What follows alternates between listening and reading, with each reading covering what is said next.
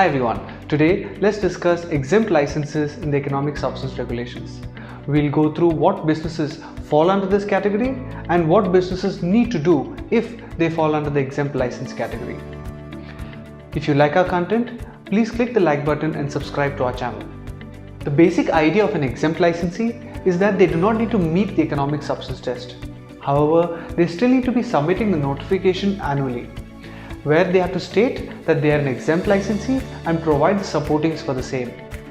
An exempt licensee must be registered in the UAE and carry out relevant activities.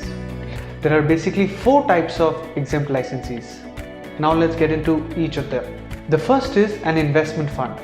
As per ESR, it's being defined as an entity whose principal business is the issuing of investment interests to raise funds or pool investor funds with the aim of enabling a holder of such an investment interest to benefit from the profits or gains from the entity's acquisition, holding, management or disposal of investments, and includes any entity through which the investment fund directly or indirectly invests, but does not include an entity or entities in which the fund invests.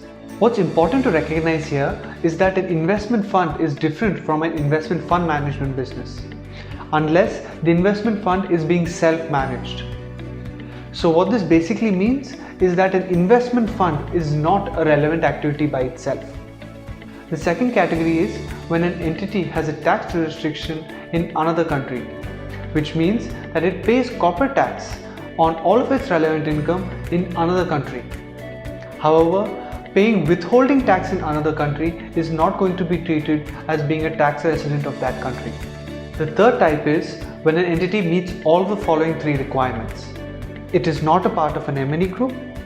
All of the entity's activities are only carried out in the UAE, and the owners are residents of UAE, that is UAE citizens and individuals holding valid UAE residency permits who reside in the UAE. The last is a UAE branch of a foreign company, all of whose income is subject to corporate tax in the country in which the foreign entity resides.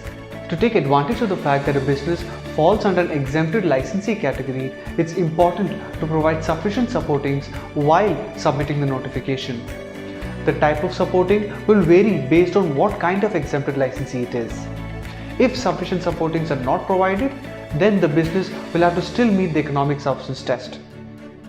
Hope this video was useful for you to understand the exempted licensee in the economic substance regulations. Thank you all for listening.